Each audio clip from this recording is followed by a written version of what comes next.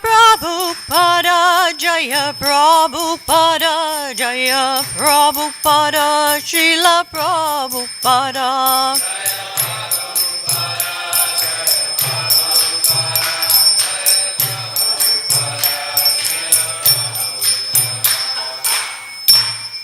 Jayam Vishnu Paramahansa Parabhakacharya Saraswati Shriman, His Divine Loving Grace A.C. Bhaktivedanta Goswami Srila Prabhupada Ki. Jayam Vishnu Paramahansa Parabhakacharya Saraswati Shriman, His Divine Loving Grace Srila Bhakti Siddhanta Saraswati Goswami Srila Prabhupada Ki. Anantakoi Vaishnavinda Ki. Namacharya Haridas Thakur Ki. Brahmashakaho, Shri Krishna, Shri Chaitanya, Prabhu Nityananda, Shri Advaita, Shri Gadhar, Shri Vasadi, Gaur Bhaktavinda Ki.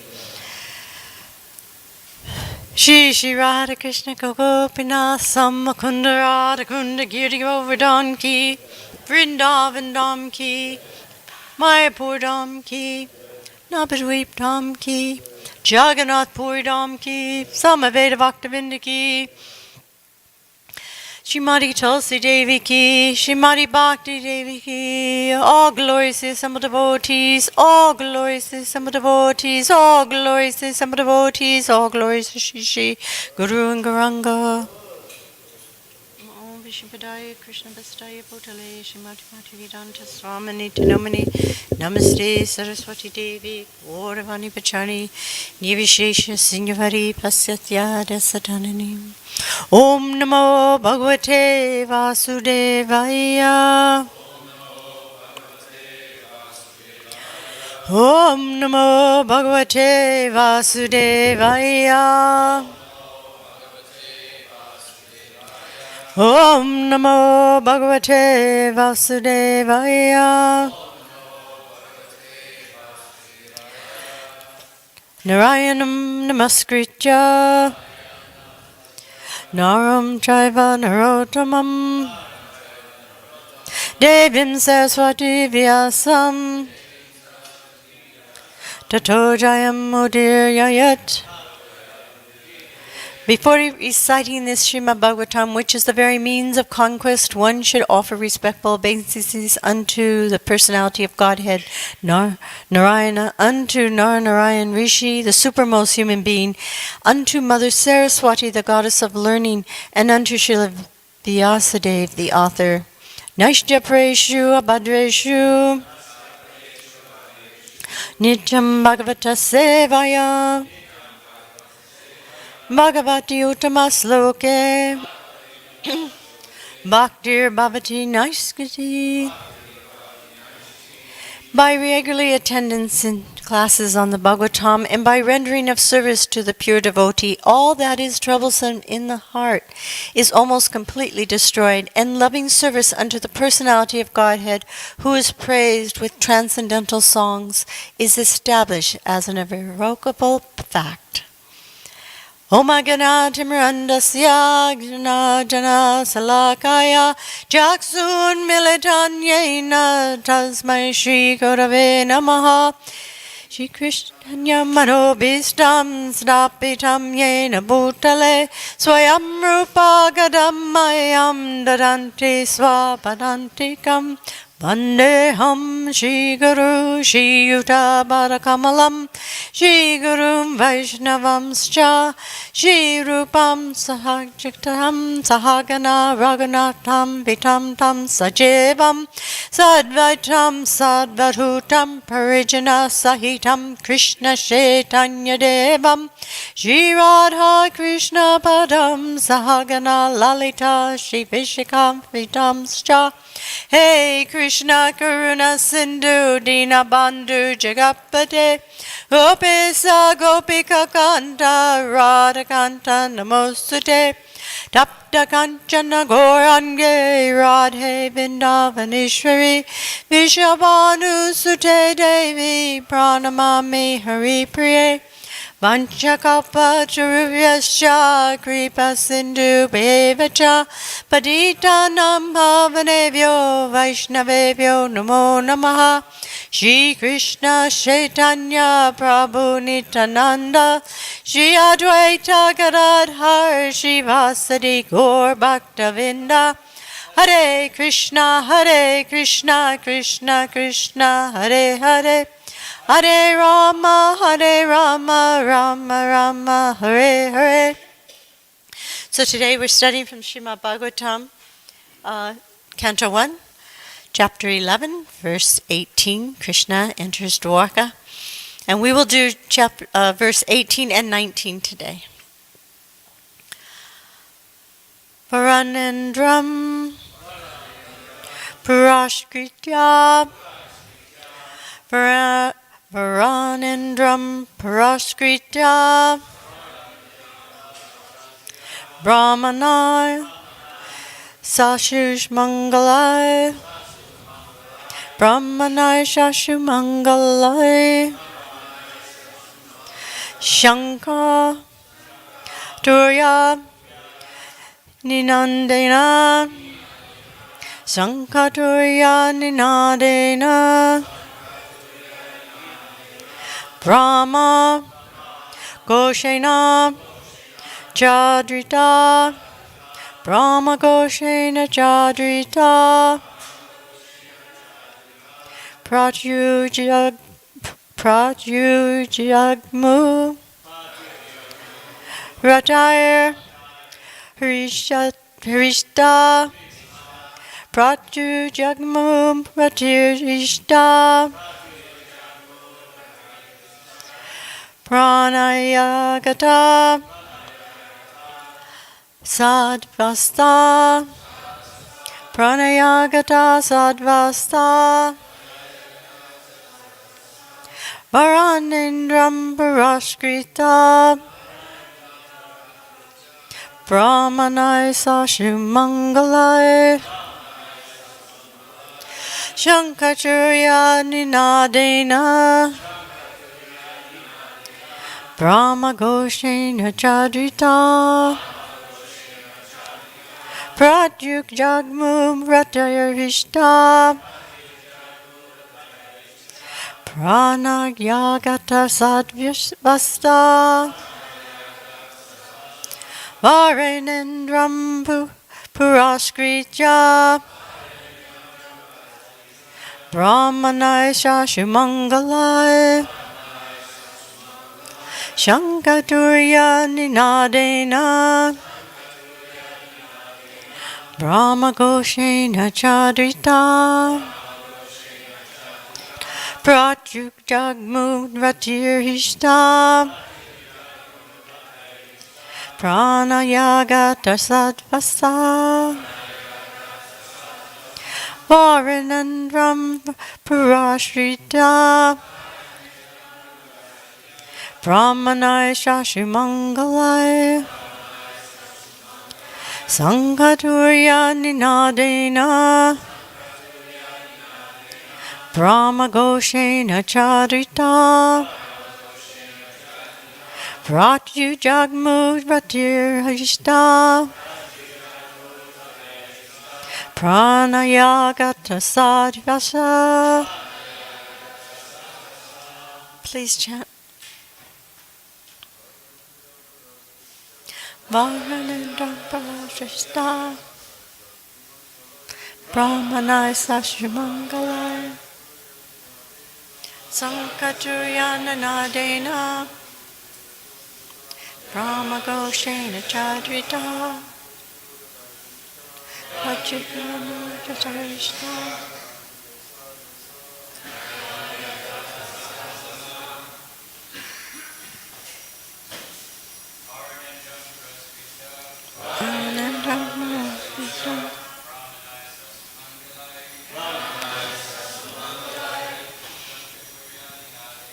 Shankaturya Ninadena Brahma Goshena Chadrita Pratu Jagmud Ratayarjista Pranayagata sadvasa. Paranendram Paraj Krishna. Brahmanai Shashi Mangalai. Sankyaturya Ninadena. Brahmagoshena Chadrita. Pratyujagmuratir Hishta. Pranayagata sadvasaha. Paranendram Paraskritya. Brahmanai Shashi Mangalai. Sankaturya Ninadena. Brahmagoshena Chadrita. Pratyujagmuratar Pranayagata sadvasaha. Vaishnavis.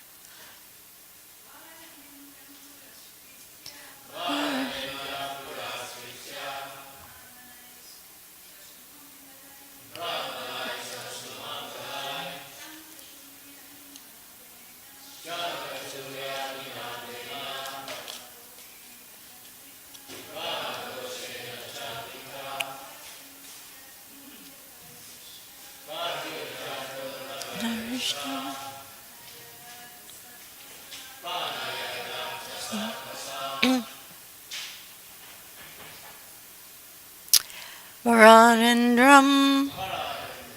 Elephants on the auspicious mission. Purashkritya. Putting in the front. Brahmanai. By the Brahmanas. Sasu Mangalai. With all auspicious signs. Shankha. Conch shells. Turya. Bugle. Ninadena. By the sound. Brahmagoshena. By chanting the hymns of the Vedas. Cha and Adrita. Glorified. Prati. Towards. Ujagmu. Proceeded hurriedly. Ratai. On the chariots.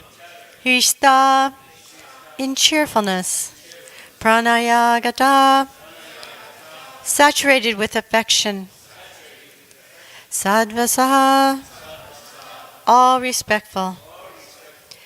They hastened towards the Lord on chariots with brahmanas bearing flowers. Before them were elephants, emblems of good fortune. Conch shells and bugles were sounded, and Vedic hymns were chanted. Thus they offered their respects, which were saturated with affection. Please repeat. They hastened towards the Lord on chariots, with brahmanas bearing flowers. Before them were elephants, emblems of good fortune. Conch shells and bugles were sounded, and Vedic hymns were chanted. Thus they offered their respects, which were saturated with affection. And Srila Prabhupada's purport. The Vedic way of receiving a great personality creates an atmosphere of respect, which is saturated with affection and veneration for the person received. The auspicious atmosphere of such a reception depends on the paraphernalia described above, including conch shells, flowers, incense, decorated elephants, and the qualified brahmanas reciting verses from the Vedic literatures. Such a program of reception is full of sincerity on the part of both the receiver and the received. So we'll go on to verse 19. Varamukyascha sattaso yanasta darsanotukai lasakundala nipata kapulavana shriya. At the same time, many hundreds of well-known prostitutes began to proceed on various vehicles. They were all eager to meet the Lord And their beautiful faces were decorated with dazzling earrings which enhanced the beauty of their foreheads. Please repeat. At the same time, many hundreds of well-known prostitutes began to proceed on various vehicles. They were all very eager to meet the Lord, and their beautiful faces were decorated with dazzling earrings, which enhanced the beauty of their foreheads. And Srila Prabhupada's purport. We may not hate even the prostitutes if they are devotees of the Lord. Even to date, there are many prostitutes in great cities of India who are sincere devotees of the Lord. By tricks of chance, one may be obliged to adopt a profession which is not very adorable in society, but that does not hamper one in executing devotional service to the Lord. Devotional service to the Lord is unchecked in all circumstances. It is understood herein that even in those days, about 5,000 years ago, there were prostitutes in a city like Dwarka, where Lord Krishna resided. This means that prostitutes are necessary citizens for the proper upkeep of society. The government opens wine shops, but this does not mean that the government encourages the drinking of wine. The idea is that there is a class of men who will drink at any cost, and it has been experienced that prohibition in great cities encourages illicit smuggling of wine.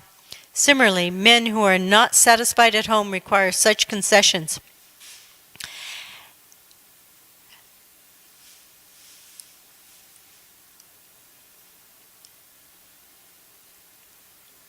And if there is no prostitute, then such low men will induce others into prostitution. It is better that prostitutes be available in the marketplace so that the sanctity of human society can be maintained.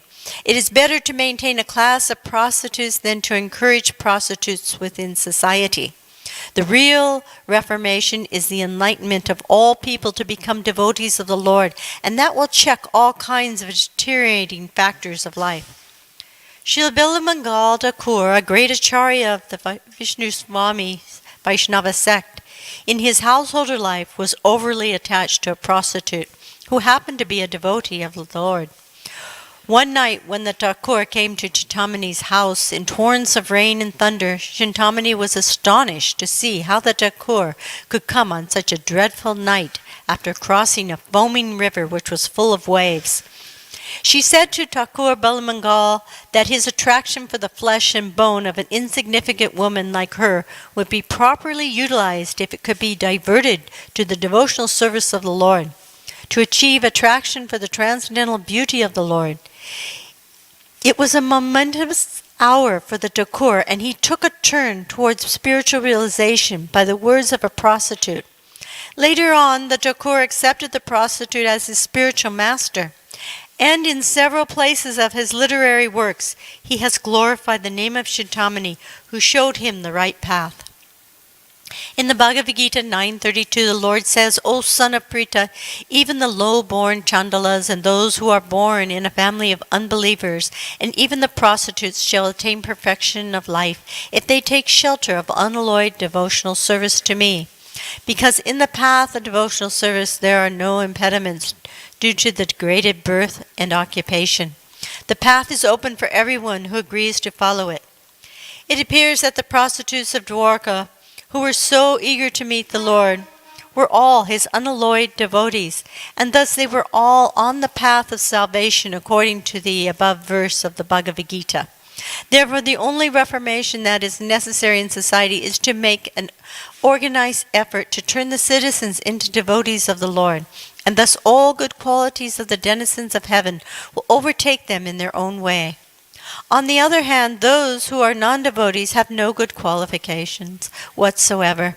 However, they may be materially advanced. The difference is that devotees of the Lord are on the path of liberation, whereas the non-devotees are on the path of future entanglement in material bondage.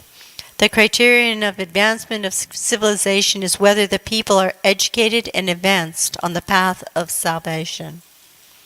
So, is beautiful descriptions of this incredible reception for Lord Krishna. And it's very interesting to see all the beautiful natural ingredients they're using to glorify and to receive Krishna. And in earlier purport, Srila Prabhupada mentions that we don't have such an experience with our receptions for great personalities like there is here.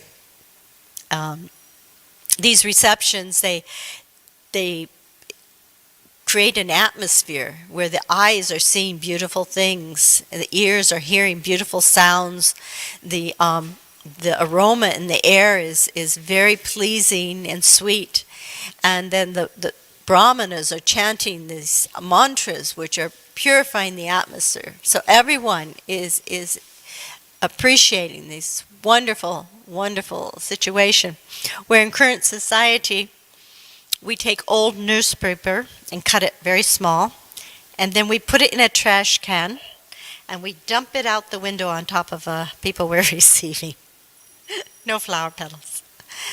And then you'll find they have these platters. You can see them in the market where the vegetables have been cut days before, and they're sitting out. They're dried and stale. This is the food they offer. And of course, there's always the traffic jams whenever you have these dignitaries or personalities coming into a town. So we don't have experience of these beautiful. It's so nice that we can read them here in the Srimad Bhagavatam. It was nice when Srila Prabhupada would come too, because we did make an extreme effort to greet him in a loving way, and it was so nice because everybody had this single focus. It talks about that in this purpose. The Brahmanas had this single focus, and that's how all the devotees were when Srila Prabhupada would come. We all had this single focus to make a wonderful greeting for Srila Prabhupada, make everything wonderful for Srila Prabhupada. And in the second purport, it's mentioning the hundreds of prostitutes coming to see Krishna. And we wonder, how can there be prostitutes in Dwarka? And Srila Prabhupada gives a nice explanation. And by the trick of chance, one may be obliged to adopt a profession which is not very adorable in society. But that does not hamper one in executing devotional service to the Lord. Devotional service to the Lord is uncheckable in all circumstances. So not everyone in Dwarka was a pure devotee. There were others who weren't so pure. Satyajit, for one. Satyajit he was actually a worshipper of the sun god. And he attained this jewel from the sun god that was extraordinary. It was an incredible jewel. And Satyajit would wear it on a locket around his neck, and he would come into Dwarka. And people would think this was the sun god coming to see Krishna, which would not be an unusual situation because many great personalities would come to see Krishna now and then. But this was just Satyajit. And he had installed a temple, and he installed this jewel in the temple and worshipped it, where he received 170 pounds of gold every day. And this jewel was so auspicious that nothing inauspicious could happen where it was. No pestilence, no famine, nothing like that. But Lord Krishna, he tried to tell Satyajit to give this jewel to King Ugrasena, because this would be the proper thing to do. But Satyajit was too attached. Satyajit had this beautiful daughter named Satyabhama. And he had promised her to different people. Even he promised her to Lord Krishna. But he was so attached to his jewel, he couldn't give away his daughter even. And one day his brother Prasena, he decided to take the jewel for a ride in the forest. And he went on horseback. But he never came back. And Satyajit was very upset about this, and he assumed and started the rumor that Lord Krishna stole this jewel. Krishna did not care for this false rumor that was spreading like fire all over. So he decided he would go out and just find out what happened to Prasena. And when he was out looking for him, he found his body, which was obviously killed by a lion. And he followed the tracks and he found the lion that was not killed by any weapon, but was dead. and he followed the tracks further into this cave. And there he saw a small child playing with this gem. And so at this time, the nurse of this child started screaming very loudly because she thought Krishna had come to steal this gem. And out comes Jambavan. Do you remember Jambavan from the Ramayana? He was very dear to Lord Rama. He was the strongest personality on the planet at this time. And so he immediately attacked Lord Krishna, thinking that Krishna has come to steal this jewel from his child. And they started fighting first with weapons, and then with boulders and rocks, and then with trees, and then they went to hand wrestling, and then they started beating on each other. And this went on for 28 days. And Jambavan, who was so strong, was beginning to feel pain in his body, in his joints, in his back, and it was just becoming so difficult. And he started thinking, who could this personality possibly be? Could this be my Lord Ram coming in a different form? And so then he began to realize this is Lord Ramachandra, but he's coming as Krishna. So he immediately rectified his offenses for attacking Krishna. When Srila Prabhupada says Krishna likes to fight, and he specifically likes to fight with his devotees. And it's especially wonderful when the devotees are under Yoga Maya because they're not realizing they're fighting with Krishna, because they would never fight that hard if they knew they were fighting against Krishna. So once Jambavan realized this, he gave his daughter, Jambavati, to Krishna for her wife. And he also gave him the Shaimantaka jewel. So Krishna took this back to Satyajit. And he gave the jewel back to Satyajit because he knew how attached Satyajit was. And he didn't need this jewel. But Satyajit was very embarrassed and very, very sorry for his offenses. So he gave his daughter Satyabhama as a wife for Krishna. But there were other personalities there who were rather sinful. One was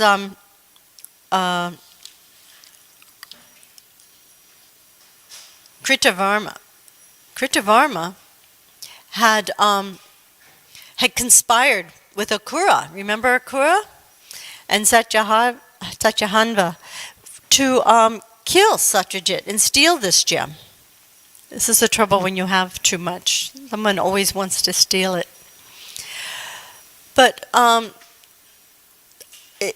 it's described that Akura, he had fallen into this position because he received curses from the inhabitants of Vrindavan for taking Krishna away. So it's not only important to have the blessings of the devotees, it's very important to avoid the curses of the devotees. And Kritavarma, he was too close to Kamsa, and he became contaminated by this association. So unfortunately, they actually killed Satyajit when Krishna and Balaram were not in the city of Dwarka. And later on, Krishna, he rectified this situation. So it's not always a perfect situation. In 73 in New York, there was a very highly qualified financier who was an accountant. He was working in Manhattan. He was from Iran. And he became very attracted by Srila Prabhupada. And so he offered to do some service to Srila Prabhupada. And he offered to look at the books at the temple. And once he did, he wrote Srila Prabhupada a letter, and he said, these books are a mess. The devotees are not logging things properly. They're spending more money than that's coming in. Things are a wreck.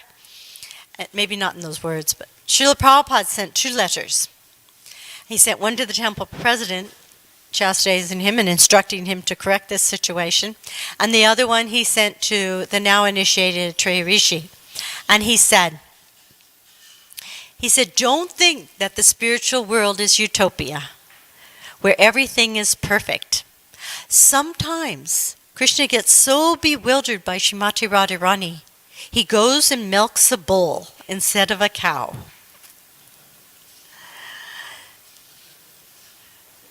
And Srila Prabhupada also tells another story about a brahmana and a prostitute. And in this village, there was this great brahmana. He could chant mantras properly, very, very well, and he knew all the scriptures perfectly. But there lived this one prostitute. And she was very sorrowful for her condition in life and for what she was doing to make her life work. And she constantly prayed that she would get purified. And she was hoping, because she lived in this village with this brahmana, that some of this would rub off on her, this piety. But the brahmana, he could not stop thinking about how sinful she was. He was so absorbed with this, he would take a stone and place it at her door every time a man came to her home. And then one day, a psychic sadhu came through the village. And the brahmana asked him, "So," very proudly he says, "when will I be going back to Godhead?" And the sadhu said, "You're going to hell." He says, "How can I be going to hell? I know all these mantras perfectly. I know all the scriptures thoroughly. How can I possibly be going to hell?" And the psychic brahmana explained to him, "It's because you are constantly thinking of this prostitute, and you're constantly condemning her. Your consciousness is very bad." And so the prostitute had an opportunity to ask the sadhu, "Where will I go in my next life?" And the sadhu told her, "You're going back to Godhead." And she says, "How is this possible for my simple activities? How could I possibly go back?" And he says, "Because your consciousness is fixed on Krishna and praying." So it's not about, it's about our consciousness. And in the Nectar of Instruction, Srila Prabhupada gives a nice definition of the different types of devotees there are. Because even though there's so many different types of devotees, we still need to use a certain power of discretion in our association. And so in the fifth text of the Nectar of Instruction, the translation is, "One should mentally honor the devotee who chants the holy name of Lord Krishna. One should offer humble obeisances to the devotee who has undergone spiritual initiation and is engaged in worshiping the deity. And one should associate with and faithfully serve that pure devotee who is advanced in undeviated devotional service and whose heart is completely devoid of the propensity to criticize others."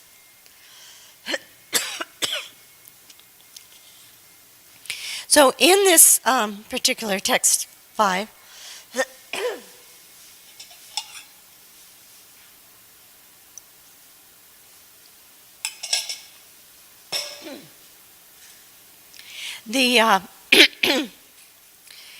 there's different classifications of devotees. It starts with the Prakriti Sahajas. Prakriti Sahajas are people who like chanting Hare Krishna. And Lord Chaitanya explains in the Madhya Lila that one chants one time, that one has to be accepted as an unusual, advanced human person, above common men. But unfortunately, Prakriti Sahajas are attached to intoxication. They're attached to illicit association, unrestricted association with the opposite sex, and to money. But sometimes innocent people get swept up in this group of people. And one person, Radhanath Swami, is excellent at finding these innocents amongst the Prakriti Sahajas and bringing them to Krishna consciousness. But for a young devotee, it's dangerous to associate with such personalities, because we need to protect our creepers and not get into bad association, which happened to Ajamil. But the respect in the mind needs to be there. And what is that respect in the mind? That respect in the mind is that we're thinking nice thoughts about these people, even though they're not able to live it at the level that Srila Prabhupada had instructed. You still have to respect them. Then there's the Kanista Adhikari. We all start as Kanista Adhikaris, and we take initiation. This is a neophyte stage. And it's a fragile stage. We don't have a strong understanding and background in the scriptures. We have to develop this. We have strong faith for the deity, but unfortunately, we don't have very many abilities to develop good relationships with other devotees. Kanista Adhikari is the symptom of a Kanista Adhikari is they're quarrelsome. And they like to fight and criticize and complain. But Srila Prabhupada explains we have to elevate ourselves step by step. Still, offer respects mentally. This is very important for all the devotees to offer respects mentally. And then there's the Majjhima Adhikari. Majjhima Adhikari is fairly fixed in their Krishna consciousness. This is a midway level. And they may not be able to defeat all the scholars scripturally, but their devotion cannot be moved. And Majjhima Adhikari is described in the Srimad Bhagavatam is a devotee who worships the Supreme Personality of Godhead as the highest object of love, makes friends with the Lord's devotees, is merciful to the ignorant, and avoids those who are envious by nature. And then the highest topmost level is Uttama Adhikari. Highly advanced, their association should be sought. They're very strong in scriptural understandings. Their sadhana is perfect. They're very realized. And these personalities are also described in the Srimad Bhagavatam, in the 7th canto, 7th chapter, verse 31 to 32. Translation: one must accept the bona fide spiritual master and render service unto him with great devotion and faith. Whatever one has in one's possession should be offered to the spiritual master, and in the association of saintly persons and devotees one should worship the Lord, hear the glories of the Lord with faith, glorify the transcendental qualities and activities of the Lord, and always meditate on the Lord's lotus feet, and worship the deity of the Lord strictly according to the injunctions of Shastra and Guru. And then Srila Prabhupada explains further in the purport, to practice bhakti yoga, one must first accept a bona fide spiritual master. Srila Rupa Goswami, in his Bhakti Rasamrita Sindhu, advises, one's first duty is to accept a bona fide spiritual master. The student or disciple should be very inquisitive. He should be eager to know the complete truth about eternal religion. The words Guru Shushushaya means that one should personally serve the spiritual master by giving him bodily comforts, helping him in bathing, dressing, sleeping, eating, and so on. This is called Guru Shushushanam. A disciple should serve the spiritual master as a menial servant, and whatever he has in his possession should be dedicated to the spiritual master. Panir Atar Diya Bacha. Everyone has his life, his wealth, his intelligence, and his words, and all of them should be offered to the Supreme Personality of Godhead through the via medium of the spiritual master. Everything should be offered to the spiritual master as a matter of duty, but offering should be made to the spiritual master with heart and soul, not artificially to gain material prestige. This offering is called arpana. Moreover, one should live among devotees, saintly persons, to learn the etiquette and proper behavior of devotional service. Srila Vishwanath Chakravarti Thakur remarks in this connection that whatever is offered to the spiritual master should be offered with love and affection, not for material adoration. Similarly, it is recommended that one associate with devotees, but there must be some discrimination. Actually, a sadhu, a saintly person, must be saintly in his behavior. Unless one adheres to the standard behavior, one's position as a sadhu, a saintly person, is not complete. Therefore, a Vaishnava sadhu must completely adhere to the standard of behavior. Srila Vishwanath Chakravarti Thakur says that a Vaishnava, a person initiated into Vaishnava cult, should be offered the respect befitting a Vaishnava, which means that he should be offered service and prayers. However, one should not associate with him if he is not a fit person with whom to associate with. So Srila Prabhupada makes it very clear. So anytime we feel we need association with Uttama Adhikari, Srila Prabhupada is so kind, he's given us all his books. It's in direct association with him. It's so powerful. So I think we should stop here. Are there any questions or additions?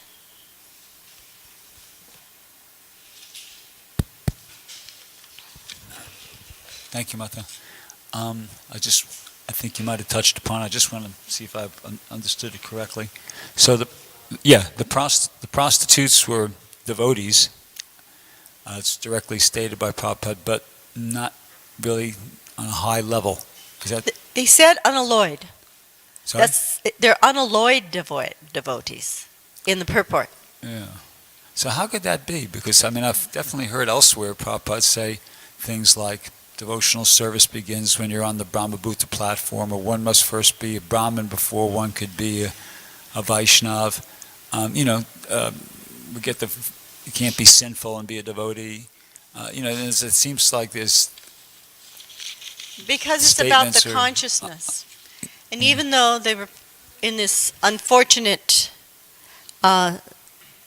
service, Prabhupada explains it's also necessary in a big city because of fallen personalities. It prevents wholesale falling, sinful activity. So it's better to have prostitutes than to have the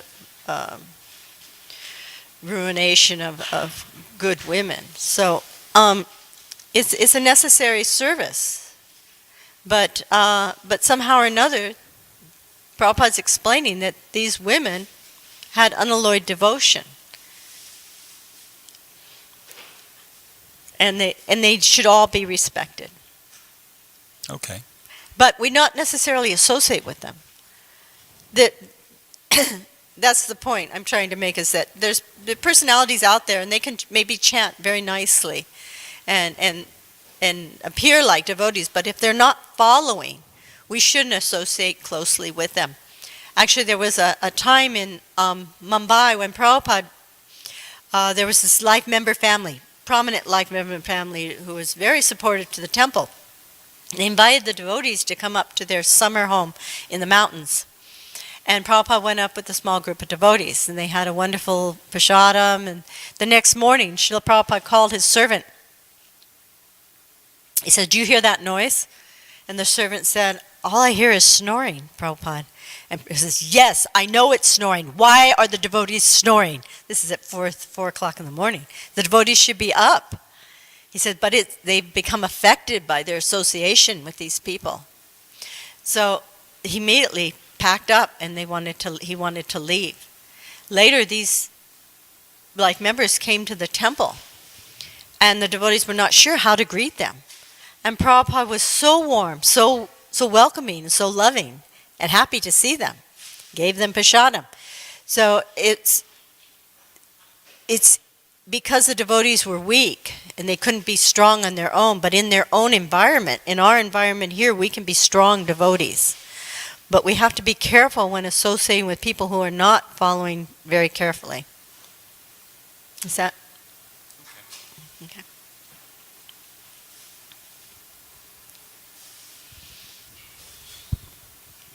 Thank you very much for the wonderful class, Mataji. So, in order to advance spiritually, one have to follow the 4 regulative principles, out of which, no unique success is actually one of the most principles we have to follow. Yes. So I'm just wondering, the prostitute in Dwarka, obviously, they were breaking the principles. So how can they advance in their You know, spiritual life? I'm sorry, I can't understand this, but I can read Srila Prabhupada's words where he said they were unalloyed devotees. And I just accept it like that, as it is.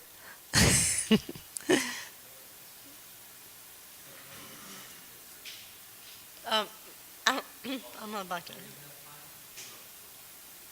I'm sorry. Yes, go ahead, Prabhu. Please let Maharaj have the microphone.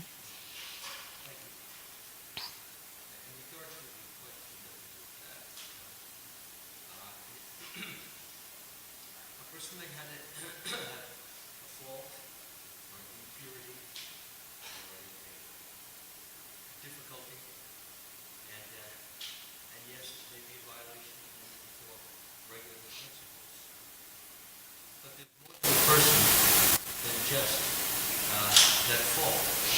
There's also many virtues. There are numerous virtues that a person may have. You may have been able to nice qualities that peacefulness, self-control in other areas,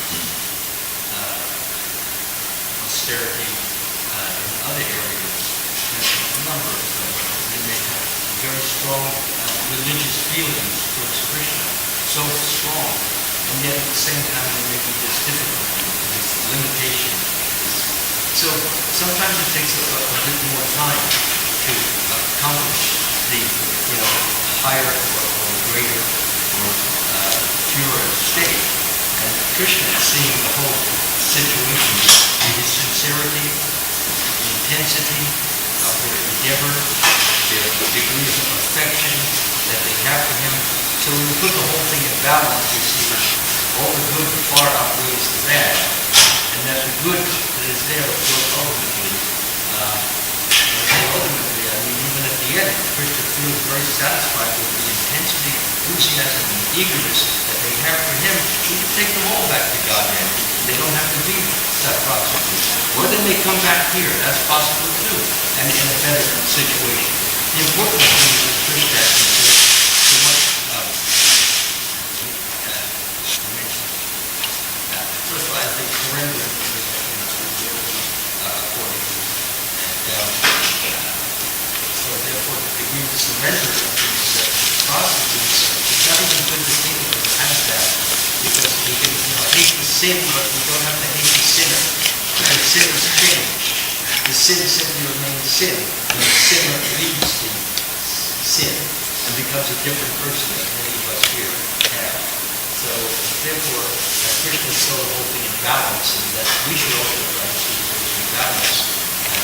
And that doesn't mean that we have to become prostitutes. If God accepted it, then why can't I do it?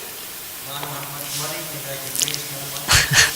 But one should make every effort to do what God wants us to do. And if we fall down, then keep trying. Jai, I believe that Karta wants to say something. Let Karta. No, please give the microphone to Karta.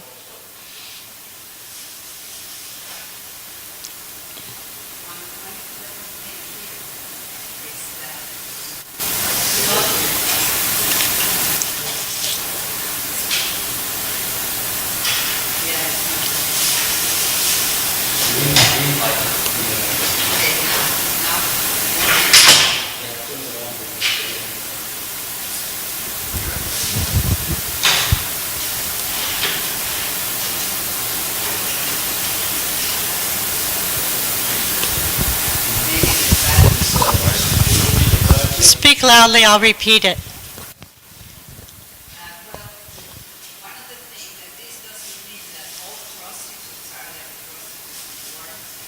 Yes.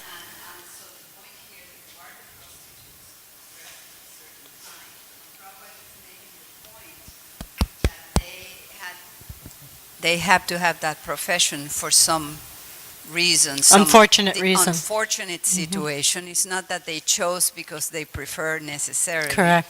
But and this happens in society, in our own world. Yes. There's ladies that would have never done that, but they were forced by the circumstances, and then what to do? So indicating that that was their profession by force or by misfortune. It's not possible, he says. Now, this Dwarka is not in Vaikunta.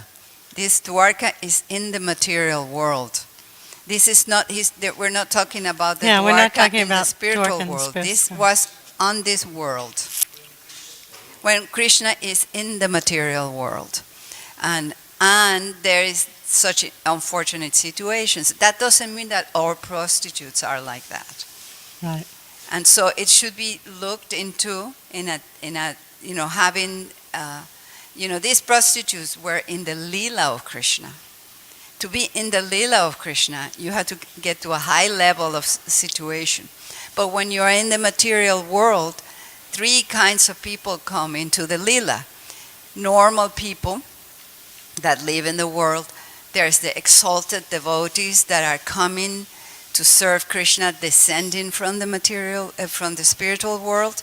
And there is people that are advanced enough to be born in the Leela to finish with their Material. material Birth. existence. So there's three kinds of people that meet in the material world. So some of these people, some of these ladies, were particularly special because they were devotees. We don't know the circumstances. And then Prabhupada is dealing with it like this is a profession, not necessarily a chosen profession, but something due to Unfortunate. circumstances. Yeah. And that has to be taken into consideration. But because their devotion was prominent, that was the important thing. Like Maharaj said, their consciousness was that they love Krishna like devotees. So they were Unalloyed unalloyed devotees. devotion. Okay. He's specifically saying unalloyed devotion. Right. Okay. We're gonna take one more comment, then we gotta. I agree with everything there. And what also helped me was a movie a long time ago. It was called The Geisha. And it just opened my eyes to the fact that in history, in Asian culture, the prostitutes were very highly trained in musical arts and entertainment. And in fact, I didn't see the whole movie, so all I can say is I got the gist of it was that it was far different than anything in Kali Yuga that we see, like pole dancing and all that crazy stuff. But they had... The one woman was going to be rejected from her house of prostitution because she actually engaged in gross sex life with a customer. So it was very, very different. And it was just to relieve the men from their tensions, whatever they couldn't get at home. They went to these higher class prostitutes. Okay. All glories to Srila Prabhupada.